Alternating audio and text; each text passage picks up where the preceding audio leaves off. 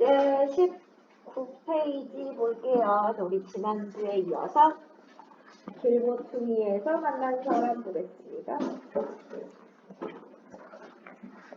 자, 우리 길모퉁이에서 만난 사람은 소설이라고 했고, 앞부분에서는 이 글의 서술자인 나, 1인칭 관찰자 시점이었죠.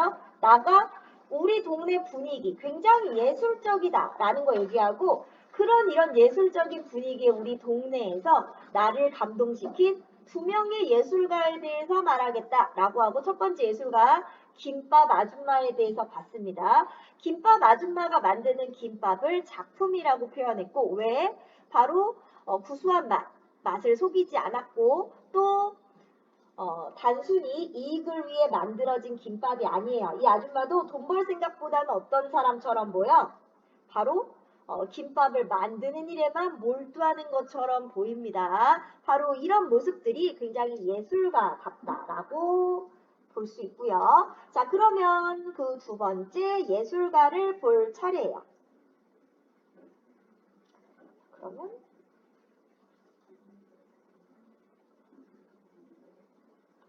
자, 그는 이제 막 50고개를 넘은 남자다. 자, 이 남자 소개부터 시작합니다. 역시 시작 부분에서는 뭐에 대해서 그 사람의 특징을 그리고 그 사람의 겉모습을 먼저 묘사할 거야. 묘사부터 나옵니다.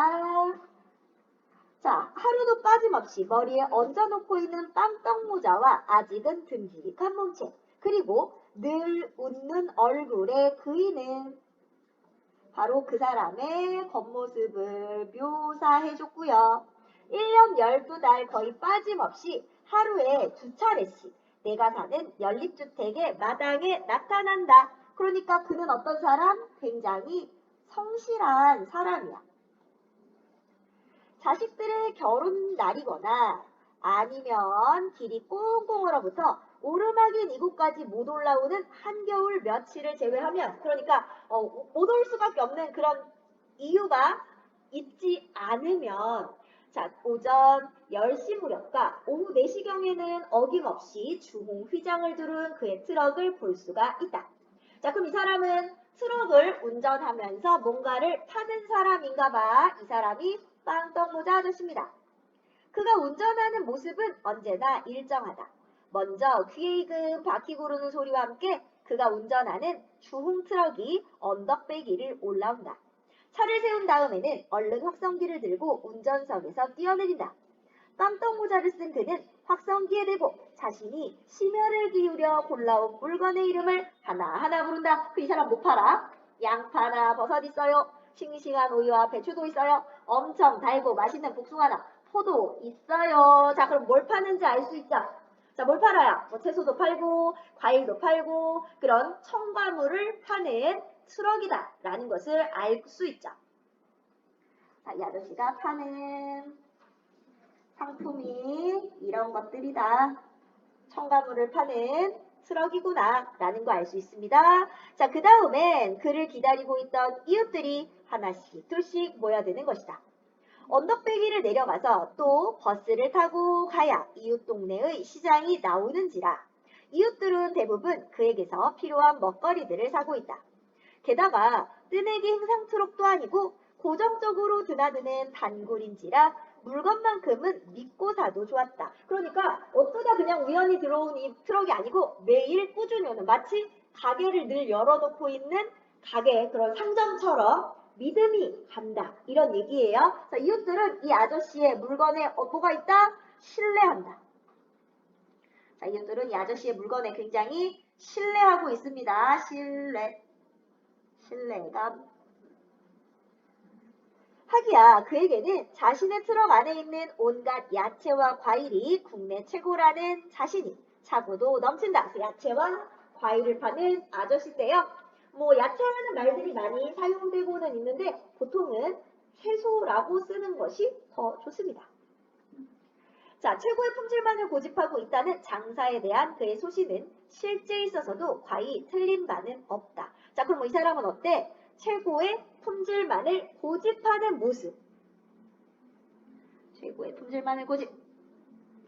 자, 그는 오이 하나를 사는 손님일지라도 이 오이의 산지는 어디고 도매 가격은 또 얼마나 높은 최상품인가를 일일이 설명하느라고 늘 입이 쉴 새가 없다. 자, 이 사람, 자, 예술가적인 면 어떤 모습? 자, 굉장히 자신의 물건에 대해서 자부심이 있어요. 물건에 대한 자부심. 그리고 자, 이게 얼마나 좋은 건데요 하고 굉장히 열정적으로 이야기합니다. 계속 자부심 있죠? 그뿐이 아니다. 지난번에 사간 그 고구마가 과연 꿀맛이었는지, 엊그제 사간 배추로 담근 김치가 연하고 사근사근한지도 고객들한테 끊임없이 확인한다. 그런 과정에서 행여 고객의 불만이 포착되기라도 하면 그는 아예 장사고 뭐고 없이 그것의 규명에만 매달린다. 자, 그래서 어떻다? 자, 고객의 불만이 포착되면 그것의 규명에 매달리는 모습. 자, 어때요? 책임감. 일종의 장인정신이라고도 볼 수 있죠? 자, 이런 것도 예술가다운 모습. 그 고구마가 달지 않은 것은 삶는 방법에 문제가 있었는지 아니면 그런 고구마를 도매시장에서 떼온 자신의 안목이 모자라서였는지를 속 시원하게 판가름하지 않으면 직성이 안 풀리는 사람이 바로 주홍트럭의 주인인 빵떡모자 아저씨인 것이다. 자, 이번에 두 번째 예술가는 빵떡모자 아저씨입니다. 그는 자신이 파는 물건이 최고라는 소리를 듣기 위해서 트럭 행상을 하는 사람처럼 보인다. 자, 아까 김밥 아줌마랑 똑같지? 김밥 아줌마도 어땠어? 파는 것보다는 만드는 행위에만 몰두해 있는 사람처럼 보였어. 그래서 만드는 것에 집중하고 최선을 다하는 모습이 예술가라면 이 아저씨도 돈에 연연하는 게 아니라 최고의 물건을 팔고 있다는 자부심, 그리고 그런 이야기를 듣기 위해서 파는 것처럼 보여. 손님이 없을 때는 늘 자신의 물건들을 정리하고 다듬는 일에 몰두해 있는 사람이고 호박 한 개를 집을 때도 두 손으로 조심조심 그것을 받들어 올린다. 그만큼 자신의 물건을 소중히 여깁니다. 자, 그래서 자신이 파는 물건에 대한 애정 그리고 자부심이에요. 그는 자기가 팔고 있는 쑥갓이나 양파에 대해 이야기하기를 좋아한다. 나는 그가 다른 화제를 입 밖에 올리는 것을 본 적이 없다. 그는 언제나 마늘이나 포도, 쪽파나 무에 대해서 이야기한다. 그것들이 왜 좋은 물건인지에 대해서만 이야기한다. 바로 어떻다? 자신이 파는 물건들에 대해서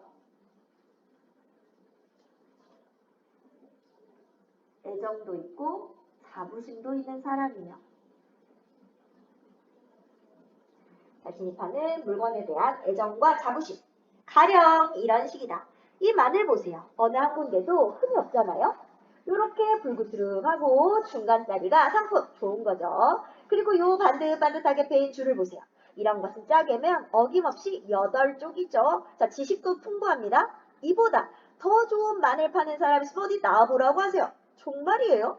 그런 사람이 나 말고 또 있다면, 여기 밑줄에 볼까? 그런 사람이 나 말고 또 있다면, 만약 그렇다면 나 그날로 이 장사 집어치울 거예요. 아니 정말 그렇게 한다니까요. 자, 그만큼 나는 자신 있다. 그 만약 그런 사람 있으면 나 자존심 상한다. 자, 그래서 자신감, 그러면서도 자존심도 강한 이런 모습을 보여줍니다. 아니 정말 그렇게 한다니까요? 내가 보기에는 만약 그런 사람이 나타나면 장사를 집어치우는 것으로 끝낼 그가 결코 아니다. 아마 그 이상의 불행한 일이 일어날지도 모른다. 세상에서 자, 이 사람의 예술가다운 모습, 어떤 모습? 예술가들만큼 자존심이 센 사람은 없으니까. 자, 자존심이 세서. 그리고 최고의 가치만을 추구하는 주홍트럭의 그는 분명 예술가임에 틀림없다. 자, 왜 예술가다? 바로 자존심도 세고 최고의 가치만을 추구하니까.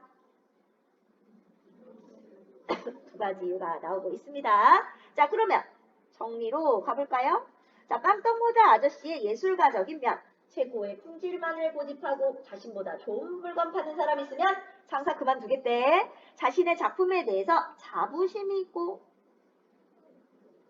예술가적인 고집과 강한 자존심을 지닌 모습이 예술가답다라고 얘기할 수 있습니다. 그래서 이 사람 예술가가 틀림없다. 자, 두 번째 예술가 누구 나왔어요? 깜깜모자 아저씨. 자, 우리 앞에 나왔던 김밥 아줌마와 깜깜모자 아저씨를 통해서 우리가 알아야 될 건 뭐게? 이 단원에서 바로 이렇게 되게 대단한 일은 아니지만 자기의 맡은 바 일을 성실히 해나가는 그런 모습이 어떻다? 아름답다. 삶의 진실 그리고 심미적인 이 작가의 인식을 우리가 느껴볼 수 있어요. 바로 이 사람들의 삶에서 아름다움을 느끼는 거, 이게 첫 번째 활동입니다. 자, 그러면 우리 일단 여기까지 문제 먼저 풀고 갈게요. 18번까지.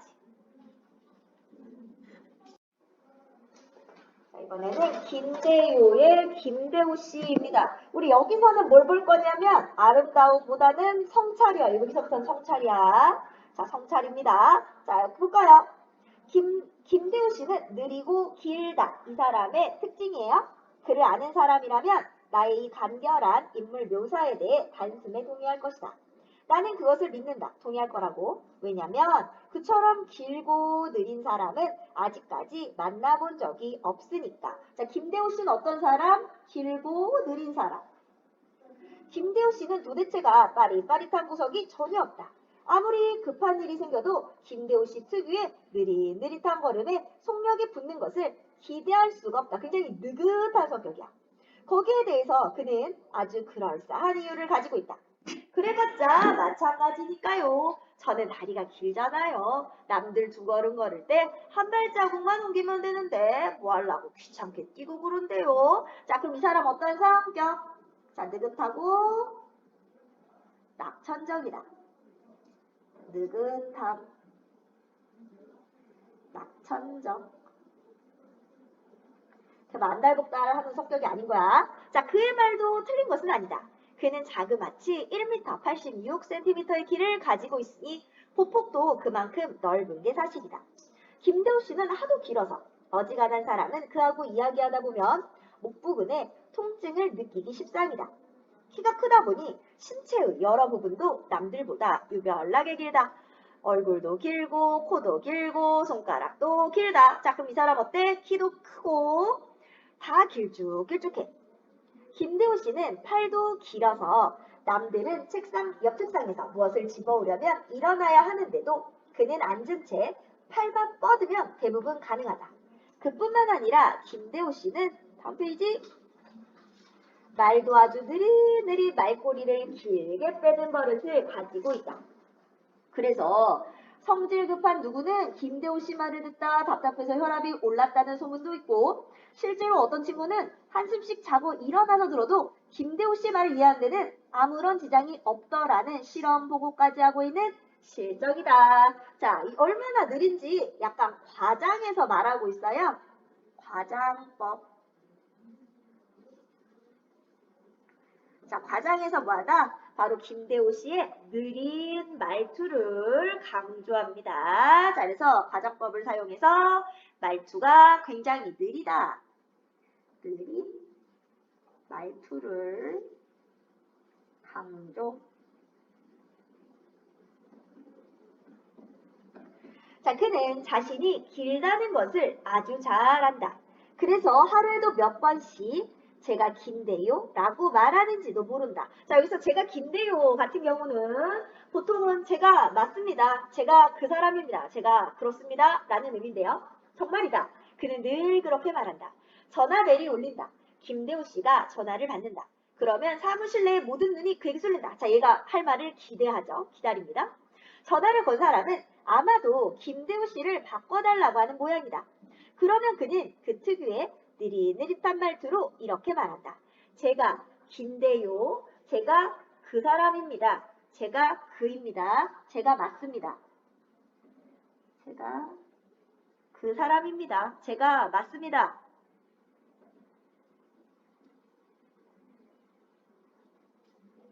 혹은 제가 그 사람입니다. 뭐 이런 의미야. 그러면 모두들 웃음을 참지 못해. 자, 왜 사람들은 웃음을 못 참을까? 바로 이 제가 긴데요를 제가 길쭉한데요? 라고 들리는 거야. 똑같은 발음이 똑같으니까. 그러니까 웃긴 거야. 길쭉한 사람이 제가 길쭉합니다. 라고 얘기하니까 웃기는 겁니다. 자, 모두들은 뭐라고 생각해? 제가 길쭉합니다. 제가 아주 키가 깁니다. 가족이가 다 길쭉길쭉해요. 자, 이렇게 들리니까 사람들이 막 웃는 거야. 행여라도 전화를 건 상대방이 못 알아듣고 다시 묻기라도 하면 이번엔 더욱 느린 박자로 또박또박 대답을 해준다. 제가 긴데요. 그래서 김대호 씨를 사람들은 아예 김대호라고 부른다. 왜? 전화 받을 때마다 김대호라고 대답하니까 김대호라고 불러. 그의 별명은 김대호 씨가 속한 사무실만이 아니라 회사 전체에 널리 퍼져 있어서 언제부턴가는 아무도 그의 진짜 이름을 부르지 않게 되어버렸다. 물론 그를 별명으로 부르는데 어떤 악의가 있는 것은 결코 아니었다. 그러니까 놀리려거나 혹은 나쁜 마음으로 부르는 게 아니야. 오히려 그렇게 스스럼 없이 별명이 통하는 것만 보아도 김대호 씨의 대인관계가 아주 원만한 편이라는 것을 능히 짐작할 수 있다. 자, 김대호 씨의 특징 어떻다? 대인관계가 아주 원만하다. 사실로 그는 키가 큰 만큼 이해의 길이도 길고, 자, 키가 큰 만큼, 자, 이 사람의 특징 이해의 길이가 길어요. 자, 그리고 느리고 낙천적인 만큼 주위 사람들을 편하게 해주는 품성, 자, 이런 품성 때문에 대인관계가 아주 원만합니다. 사람들과 잘 지내요. 그의 미덕은 품성에만 있는 게 아니었다. 자, 그의 좋은 점은 이런 품성뿐만 아니라 좀 느리긴 하지만 그는, 자, 이 사람의 미덕, 맡은 일만큼은 빈틈없이 해내는 사람이었다. 그러니까 직장사람들이 좋아하는 거야. 느려도 자기 일을 꼼꼼하게 빈틈없이 실수 없이 해내니까. 덤벙거리지 않으니 실수도 없고 신득한 성격이라 잔꾀를 부릴 줄도 몰라 일에 하자를 내는 경우가 거의 없었다. 말하자면 사람들은 김대호 씨를 사랑하고 있는 셈이었다. 그래서 그를 아끼는 몇몇 사람은 요즘 김대호 씨에게 이런 충고까지 하고 있었다. 김대호 씨, 장가를 가고 싶으면 우선 그 느린 말투부터 고쳐요. 아니, 제가 김대호 하는 전화 받는 말버릇부터 고치자고. 지난번에도 겨우 아가씨 하나 소개해 주었더니 김대호 때문에 어긋나고 말았잖아. 뭐라더라? 전화 받는 것만 보아도 얼마나 촌스러운 사람인지 당장 알겠다나? 그 느려터진 말로 제가 김대호라니 그게 뭡니까? 그래가지고 뭐가 되겠습니까? 여기 이 부분 있죠? 그게 뭡니까?부터가 유행어예요. 옛날 유행어. 어떤 코미디언이 했던 유행어입니다. 자, 요즘 유행하는 누구의 말씨까지 흉내낸 그 충고는 노총각인 김대호 씨에게 상당한 설득력을 발휘한 모양이었다. 그는 아주 심각한 얼굴로 고개를 끄덕였다. 그러고는 혼자 웅얼웅얼 연습도 여러 번 했다. 천성이 느린 사람이라 그것도 연습이라고 며칠을 웅얼거리더니 마침내 어느 날 오늘부터는 김대호가 아니라 김대호로 돌아오겠다고 선언하게 이뤘다. 그러니까 이제 전화 받을 때 김대호라고 안 받을 겁니다. 라고 선언한 거죠. 그리고 그날 그를 찾는 첫 전화가 걸려왔다. 사무실 식구들은 모두 그의 입에서 터져나올 세련된 말을 기대하며, 그러니까 김대호 말고 무슨 말을 할까 기대하며 귀를 모았다. 김대호 씨는 큰 기침을 하고 수화기를 들었다. 전화를 건 상대방은 아마 이렇게 물었을 것이었다. 김대호 씨 좀 부탁합니다. 그러나 그는 많은 연습에도 불구하고 얼결에 이렇게 대답하고 말았다. 네, 제가 전데요. 자, 물론 사무실 안은 당장의 웃음바다가 되었고 그 일로 김대호 씨는 김대호에 이어 제가 전데요 라는 긴 별명까지 하나 더 가지게 되었다. 그는 그 한 번의 실패를 끝으로 더 이상 김대호를 고치려는 시도를 하지 않았다. 에이, 저는 아무래도 김대호가 더 어울려요. 사실로도 저는 길잖아요. 저 어때? 그냥 이거 나쁘다고 생각 안 해. 그냥 다, 아유, 그냥 하면 되죠. 낙천적이야. 정말이다. 그는 길다. 그리고 느리기도 하다. 진실을 말하자면, 자, 뭐래요? 우리 옆에 이렇게 길고도 느린 사람이 존재하는 것도 행복한 일인 것이다. 요즘처럼 정신없이 핑핑 돌아가는 혼 빠진 세상에서는, 자, 도치법이 사용되고 있고, 글씨가 왜 이래? 도치법. 자, 그러니까 뭐다? 요즘처럼 이렇게 핑핑 돌아가는 홈 빠진 세상, 이 세상 안에서는 오히려 이렇게 길고도 느린 사람이 존재하는 것도 행복이다. 자, 우리 여기서 자아성찰하랬어. 우리는 얼마나 빡빡하게 살고 있는가. 우리도 좀 이렇게 낙천적일 필요가 있지 않은가. 이런 것도 생각해 볼 필요가 있고요. 하지만 낙천적이라고 해서 맡은 일을 대충 하는 거 아니죠. 꼼꼼하게 하는 사람이야. 그래서 우리의 김대우 씨는 오늘도 걸려오는 전화에 대고 그들이 느릿한 말투로 여전히 이렇게 말하고 있다. 제가 김대우. 자, 김대우 씨의 특징을 나타내면서 마무리를 하고 있습니다. 자, 그럼 김대우 씨 어떤 사람? 키가 매우 큰 사람. 신체도 다 길쭉길쭉해요. 자, 성격은요. 이해심이 많고 낙천적이어서 주위 사람들을 편안하게 해줍니다. 좀 느리긴 해도 맡은 일을 빈틈없이 해내고 있죠. 자, 그래서 느리지만 어떤 사람? 성실해요. 그래서 정신없이 바쁘게 살아가는 우리의 삶을 돌아보게, 그러니까 뭐하게? 성찰하게 해주는 사람입니다. 그래서 앞에 예술가 두 명은 삶의 아름다움을 느껴볼 거고요. 자, 이 사람한테는 우리 삶을 되돌아보게 성찰하게 해주는 사람이다 라는 거. 그러면 우리 역시 27번까지 풀겠습니다. 그러면 내용학습 가볼게요. 내용학습. 자, 내용학습 내용이 너무 뻔하고 쉬운 것처럼 느껴지겠지만 그래도 문제를 풀다 보면 많이 나온다는 사실. 자, 길모퉁이에서 만난 사람. 자, 먼저 김밥 아줌마 특징부터 정리해볼까? 늘 흰 가운을 입고 있고요. 매일 아침 9시부터 저녁 9시까지 굉장히 성실하죠. 근데 굉장히 무뚝뚝하고 뻣뻣해요. 김밥 파는 일엔 관심이 없는 것처럼 보여요. 김밥을 만드는 행위에만 몰두하는 것 같습니다. 몰두. 자, 그리고 김밥 만들 때 누가 보고 있으면 화를 내요. 왜? 누가 보고 있으니까 김밥 옆구리 터지는 실수를 다 내 하면서 김밥 만드는 일만 몰두하는데 이 김밥은 어때? 자, 맛을 속이지 않아요. 환상적인 김밥입니다. 자, 두 번째는 빵떡 모자 아저씨. 자, 막 50고개를 넘겼고요. 트럭에서 야채와 과일을 파는데 늘 웃는 얼굴이에요. 자, 거의 매일 하루에 2번 내가 사는 동네에 나타납니다. 역시 성실하고요. 자신이 파는 물건이 국내 최고라는 자부심을 가지고 있어요. 그래서 자기 물건에 대해서 얘기하는 걸 굉장히 좋아하죠. 굉장히 자존심도 강한 사람입니다. 자, 마지막으로 김대효 씨. 자, 왜 김대효 씨야? 바로 일단 느리고 길쭉한 성품을 가지고 있어요. 자, 얼굴, 코, 손가락, 팔도 길고 말도 느릿느릿하고 말꼬리를 길게 빼는 버릇도 있습니다. 자, 전화를 받을 때 제가 김대효라고 말해서 김대효라는 별명이 붙었고요. 하지만 어때? 성격이 굉장히 낙천적이야. 그래서 뭐 그냥 뭐 그렇게 살면 되죠. 뭐 이런 거죠.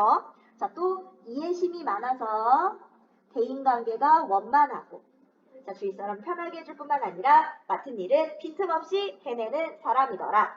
자, 그럼 다음 페이지로 가보면 자, 우리 등장인물과 가상의 인터뷰를 하게 됩니다. 그래서 질문으로 적절한 것 혹은 대답으로 적절하지 않은 것 뭐 이런 것들이 나올 수 있겠죠. 자, 김밥 아줌마, 김밥 만들 때 누가 보면 왜 화를 내시나요? 자, 김밥이 제대로 안 만들어져서 늘 흰 가운을 입으시는 까닭은 뭔가요? 김밥 만들 때 가장 중요하게 생각하시는 건 뭔가요? 아주머니의 김밥을 작품이라고 했어요. 자, 평가하는 사람도 있는데 기분이 어떠신가요? 자, 두 번째는 빵떡모자 아저씨한테도 질문해 볼 수 있죠? 단골이 많은 까닭이 뭐라고 생각하시나요? 자, 늘 웃는 얼굴. 하고 계시는 까닭은 뭔가요? 고객의 불만을 들었을 때 어떻게 하시나요? 야채와 과일을 도매로 구입할 때 가장 신경 쓰시는 점, 장사할 때 중요하게 생각하신 점은 뭔가요? 자, 김대우 씨는요, 자신의 매력이 뭐라고 생각하십니까? 느리게 걷는 까닭은 뭔가요? 말버릇, 김대우라는 말버릇을 고치라는 충고를 들었을 때 기분이 어땠나요? 또 김대우라는 별명이 마음에 드시나요? 자, 이런 질문들 만들어 볼 수 있고요. 자, 이 글의 서술자인 나에게도 질문을 해볼 수 있겠지? 왜 김밥 아줌마와 빵떡 모자 아저씨를 예술가라고 부르나요? 지금 살고 있는 동네를 어떻게 생각합니까? 자신의 예술가적인 면은 뭐라고 생각할까요? 동네에서 가볼 만한 곳으로 추천하고 싶은 곳은 어디입니까? 자, 이런 질문들을 만들어 봤고 이걸 가지고서 모든 분들과 같이 돌아가면서 인터뷰할 수 있는데 그러니까 각각의 인물들을 맡아서 그러니까 4명이 정해서 4명 가운데 1명은 인터뷰어가 되고 나머지 3명은 각각의 인물을 맡아서 그래서 순서대로 인터뷰를 하고 대답을 해보면 되는 겁니다. 자, 그럼 3번.